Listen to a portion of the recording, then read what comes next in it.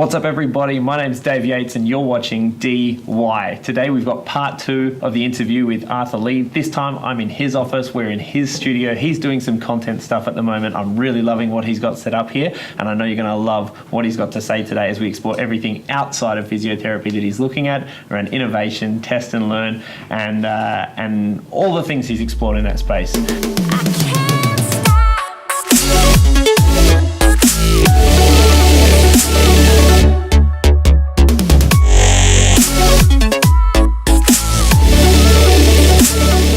All right, Arthur, thank you once again. That's right. Oh, yeah, okay. We're here. We are in Arthur's office this time, rather than mine. Welcome, everyone. Arthur, I want to continue on from our conversation last time. Part two. Last time you gave us heaps of insight into professional services in the health space, into what you do as a physio. We talked about popping the balloon and oozing new markets out of listening to customers and things like that. I remember. Can we expand on that? I mean, we talked a little bit about what you've done in that space, but tell me more. What can you tell me about what you've done in, say, the last 6 months to develop new markets in what you do? One of my trials, let's say, of marketing physio actually didn't work. Like on Facebook, spent a bit of money, didn't work. I got a few inquiries, I couldn't convert them. Right. But that's fine. Okay. So I thought to myself, I'm not understanding how people use things, use, let's say, in this case, Facebook properly. So I got into I worked with a lady I work with at the office, and we did something that we targeted at mums of preteens, like a Facebook page. And I just said to her, you've got preteens, whatever you're interested in, I want you to put it up. And I'm going to keep an eye on insights, and I want to see what happens and everything. So this is a staffer, a colleague? Yes, that's right. Yes. Yeah, okay, cool. So this is one of your team of 10, per se? Or did you have a smaller team at the time? Much smaller team. Much smaller team at the time. So this is one of those, I'm just wanting to set context. That's right. Much smaller team. You've taken one of those staff members and engaged them to run almost like a tinker project on the side? Yeah, I mean, I've got 2 children now. And, you know, there's a bit of a time issue. Here. And so I'm one of those, I guess, I don't know whether it's common or whether people do this, but I want to use someone else's hands to do my work. And one of the things I love to do is this type of tinkering. And so apart from her usual duties, I set aside some time to say, hey, help me out with play around with this. Put things on this page that you like, and then I'm just going to look at the insights and see what's going on. And then through that I pick patterns. And so for months it was just about, we're at like 200 likes or something. Probably 100 of her friends, 100 of my friends. Right? And you know, and for those probably you know, for half of them would have clicked, you know, do not show me these things again. But there was a bit of a jump once. We put something on, and in that particular post it got shared worldwide, probably 100 times. And we go, hey, what happened here? You've peaked something. We've hit something, and it jumped from, and the likes jumped up to about 250. Wow. Okay. From 200 to 250. And how many people are following you at this time? 200. 200. Yeah, right. No, okay. 200, sorry, not likes, followers. So 200 to 250. 200 followers, and you're getting 250 likes. So your engagement scores are outranking your... No, it's actually about 4,000 likes. 4,000 likes. Yep. Okay. But I'm saying it went from 200 to about 250 in the followers. Right. That's what I mean. I've got to get my terminology right. To universal terminology. And so again, investigating things like this. Then we did. Then I did something sneaky. I said, well, let's have a look at what videos work, and we'll rip it and put it on our page. And that worked. And we found out certain things that worked, and things started to jump up higher and higher and higher. But then we got banned for ripping videos. Yeah, 3 times. Right. But anyway, so we had some successes there.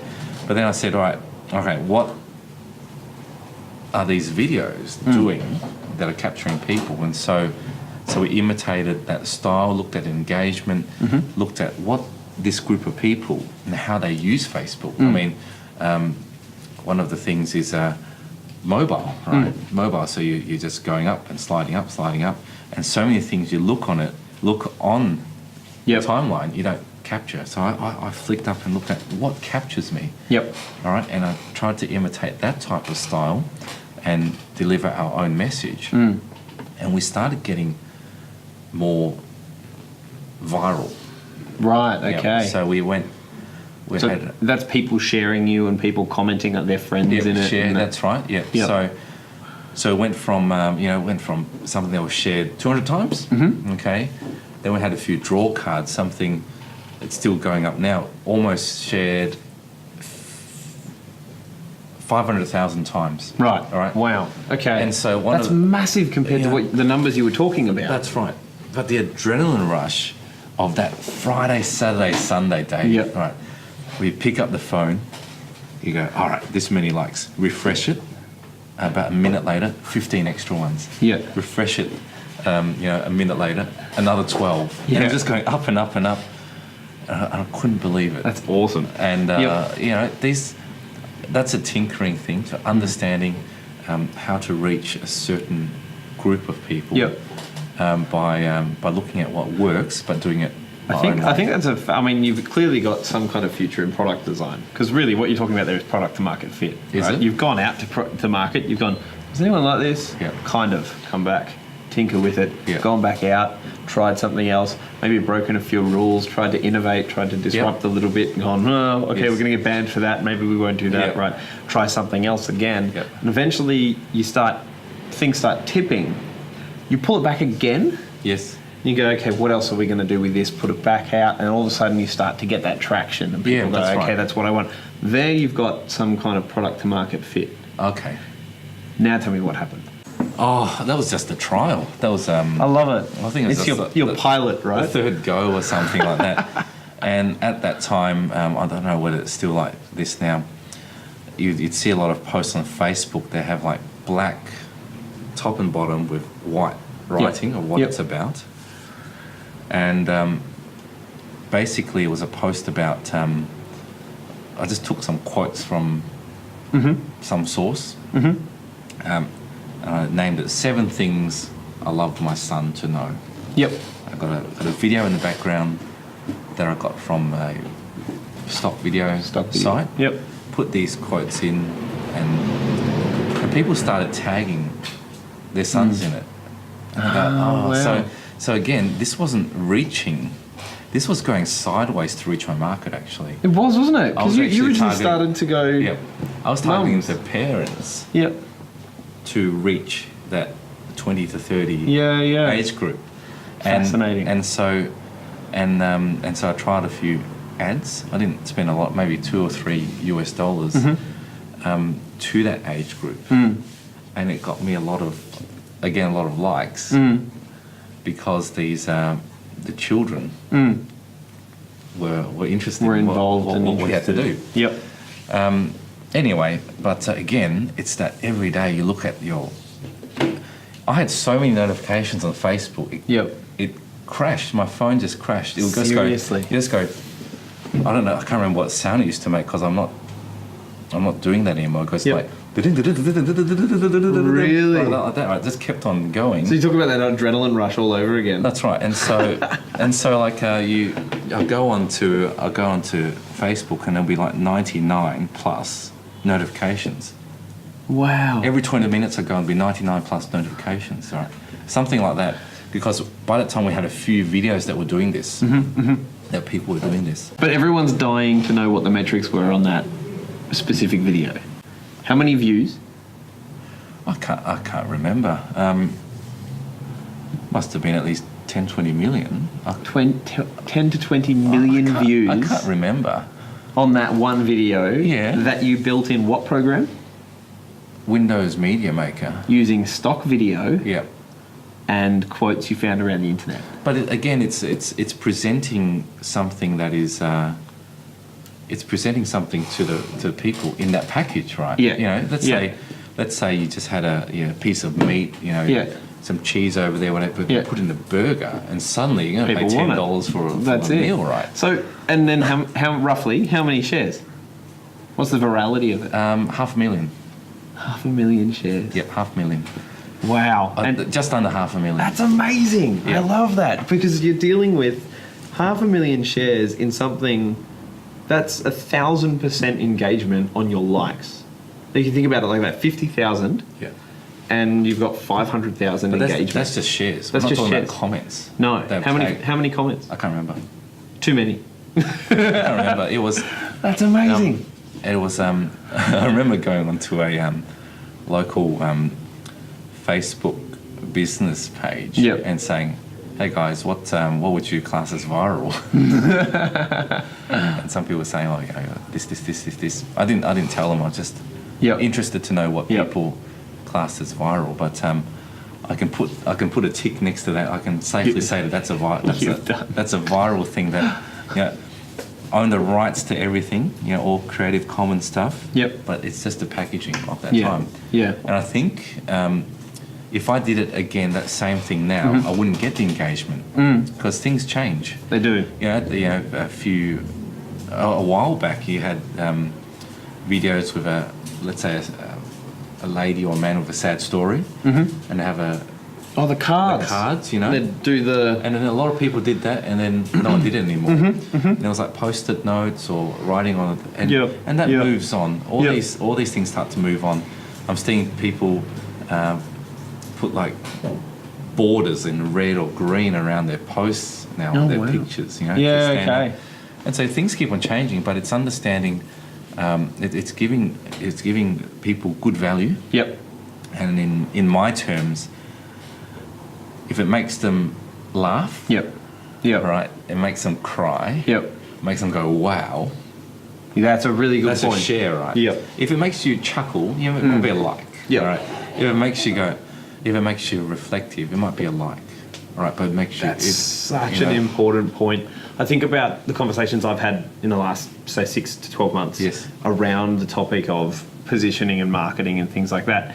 Quite often I've told them to tell me what they're the best at. Yeah. What are you the best at? Or what do you take a position in that's, say, different or unique? And quite often I'll get answers that are lukewarm. That are, we're kind of good at that. Yeah. Or, but we're not the best in Australia. No, we're not the best, or we're not the best at it. We're kind of good, but we're not the best at it. Yes. Or no, we don't want to say that. We don't, because people might get upset with that. Yes. The problem when it comes to marketing is as soon as you start responding like that, you get likes instead of shares. Yes. People sort of engage with it. That's right. They don't dive in and go, yes, this is it. This is what I want to be a part of, and this is how I want to do it. Yes. I think that's such an important lesson. Yes, that's right. For telling stories. Tell me about the lessons you've learned from that process. I mean, I know you mentioned the fact that you've given that away now, and that's not really what you're working on anymore. But surely you've taken lessons from that into your own marketing. That's right. Well, it's having something of value to give people. Okay, so if I don't have anything of value, then I might as well not start. Yep. Okay. That's so important. Yep. And knowing how to reach you. Okay, so let's say with the elderly folk, I've reached them really well with print. Yep. Okay, with people, which is probably quite cheap now, right? Well, it's with the response and return on investment. Yes, it is quite cheap, but monetary value it's about the same as it ever has been. You know, understanding the person you're talking to. Yeah. Right. Okay. But if it's understanding, you know.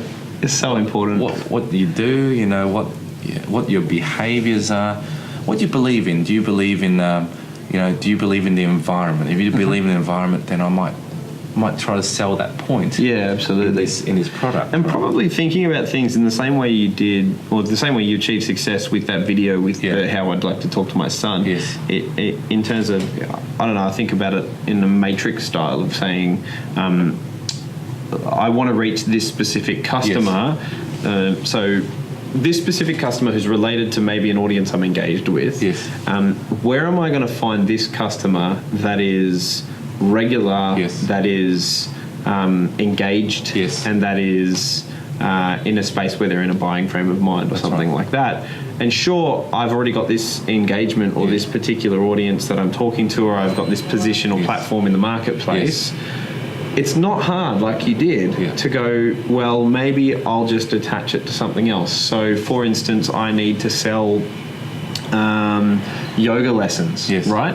If I'm selling yoga lessons at a hairdresser, because I've got a friend who's a hairdresser, and I'm doing a 2-for-1 discount, all of a sudden I've got frequency, I've got recency, I've got people actually involved in hitting that market in the same kind of way. That's right. There's ways to do that digitally now, which is really cool. That's right. You know, I guess I can relate to that by saying even back into the looking at the physio side of things, when I ran ads in the paper, I can run ads that say, physio, we do this, we do this, we do this, we do this. Right? But if I understand who reads it, that say people who might be stuck at home, I say, physio, we help with your independence.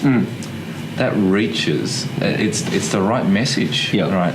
You know, I'm not, if I say physio, we treat elderly, we treat sports injuries, for elderly, that's a bad example, but no, but that's so important because you're selling the why. You're selling. It's the same service. This higher level. It's the same service, but you're not selling the service. You're selling the benefit. You're selling why you do what you do, not just what you do. That's right. And a lot of the times it's not the assessment and all that. You know, if you think about it, if you're in your 80s or 90s, you've lived in your same house for 50 years. It's not. You know, if you're selling a service at a certain cost. It's expensive, okay? It is. But if you're selling independence, and the idea is that you don't have to take those pictures off the walls to move into a nursing home, you can be independent and all that, suddenly that cost is a lot lower, right? Big time. So I learned, earlier on I did sales when I was a uni student, and one of the things that really stuck to me is that if you sell your value as $100, and then you charge them 50, it's a bargain, right? But people think you should be free, and you even charge $1. You know, you at the how many people would go back to Coles because they've been charged $1 extra on a $2 item so they can get it for free. I mean, that's fine. I wouldn't do that, right? But people do that, and that's that's that value thing. Hey, I get it, absolutely. And it's such a huge, I guess, paradigm shift of thinking, to think value and benefit first rather than service first. Because so many of us go, well, I do accounting, or I do, I don't know, I'm a handyman or something like that. You know, it's so easy to say we provide, or this firm provides a service to these people, therefore we do X, Y, Z, instead of going, engage me or engage us, and this will happen. You know, if you're a tradie and you want to sell to me, you just tell me to come on time. And I wouldn't even ask you how much you got, you know, because I need to take time off work 100%. Or something. Or, you know, if you were so important. If you were selling me a weight loss product, you can't see what's down here, right? You know, anyway. Sell the benefit. I love it. All right, Arthur, thank you so much. One last question before we wrap up. It is on the topic of I guess selling the why, or what we bring to what we do. What is it that you bring to what you do? So if I put you next to another physio who's maybe a little bit entrepreneurial, what is it that will make Arthur Lee different? Oh, you put me on the spot. I know. I needed to prepare something. No, you didn't. I want to know you what's natural. I've reflected on this a few times. There's no cheating, right? Because you didn't ask me to reflect on it. I know. I was going to say, hang on, I haven't prepared you. I think one of the biggest differences is that I like to listen. I like to listen. For that, I like to listen to what people's issues are. I like to listen to what people's wins are, and you know, it's just that listening. I've been to visits before. I visited people at home.